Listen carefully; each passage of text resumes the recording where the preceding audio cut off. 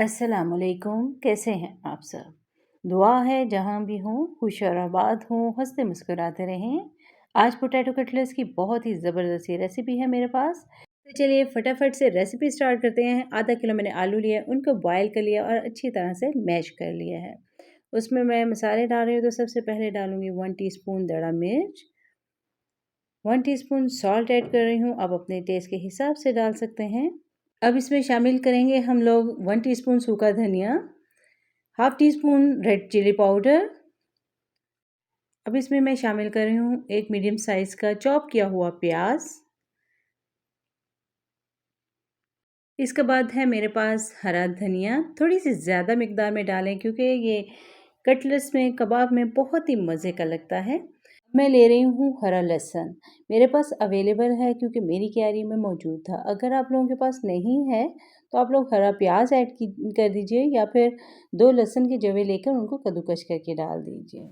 1 teaspoon add करना है जी ज़ीरा पाउडर, 1 टीस्पून इसमें मैं कसूरी मेथी ऐड कर रही हूँ और ये साबुत सूखा धनिया डाल रही हूँ इसमें 1 टीस्पून। इसको इस तरह हथेली पे हल्का-हल्का सा मसल लिया है। अब हम मसाले को कर लेंगे हाथों के साथ अच्छी तरह से मिक्स। आलू बॉयल किए हुए अच्छी तरह से मैश होंगे तो उतने ही कटलेट्स मज़े के बनेंगे। ये मसाला हो गया हमारा मिक्स, तो साथ में ले लिया है मैंने ट्रे।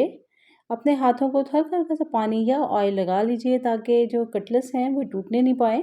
शेप आप लोग अपनी मर्ज़ी से दे सकते हैं, तो मैं थोड़ा-सा ओवल शेप दे रही हूँ इसको। बहुत ही मज़े के ये डिफरेंट किस्म के कटलेट्स बनेंगे। आप लोग बच्चों के लंच बॉक्स में दे सकते हैं, रमज़ान में भी बना सकते हैं और मेहमानों के आने पे भी ये यूज़ कर सकते हैं। सारे कटलेट्स इसी तरह बनाकर हम लोग हल्के-हल्के से ऊपर निशान लगा लेंगे। जिस तरह आप लोग देख रहे हैं कि मैंने डीपली कट नहीं लगाए, तो ऊपर-ऊपर बस लगाए हैं। इससे खूबसूरत लगेंगे आप लोगों के कटलेट्स। इसी तरह सारे कटलेट्स पे निशान लगा लेने हैं और इनको रख देना है साइड पर।